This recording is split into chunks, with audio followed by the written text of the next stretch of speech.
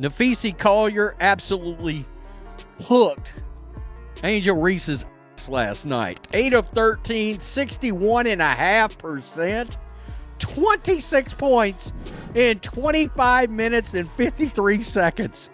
Angel Reese, preseason, part 2, let's get it! What they say about layups, harder than nuclear physics.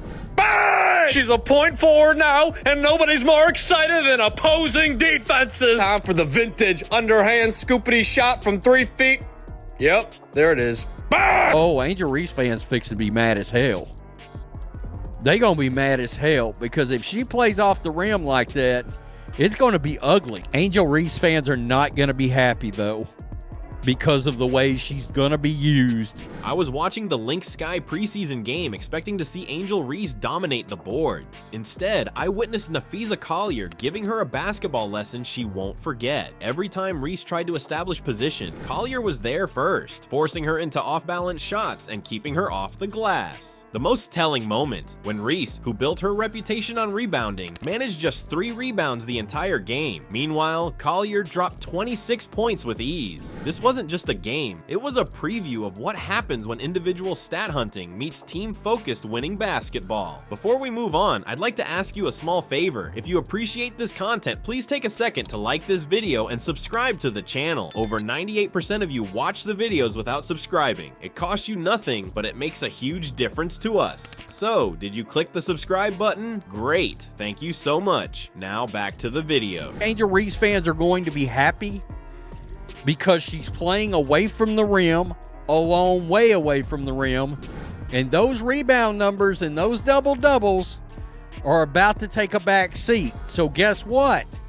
Padding the stats is not going to work out. I don't want to give away the farm, but Angel was 2 of 8 from the field. 2 of 8 from the field. 4 rebounds, 6 assists, 10 points. The McDonald's sponsoring the first ever fried cook in the WNBA. Bag work is off the dollar menu, man. What is this junk? Bang! Happy Mother's Day to all the mothers out there. And most importantly, Mother Teresa, Mother Nature, and Mother too. I'm watching because of me too. Bang! Did you know a croissant's most important ingredient is butter? Yes, butter. Butter. Butter pecan. Look at these stats. This was some first quarter action. 5 points, 4 assists, 1 steal, 1 for 4 from the field. Missed drive layup, missed 6 foot, leading taking 2. Missed drive, lead taking layup.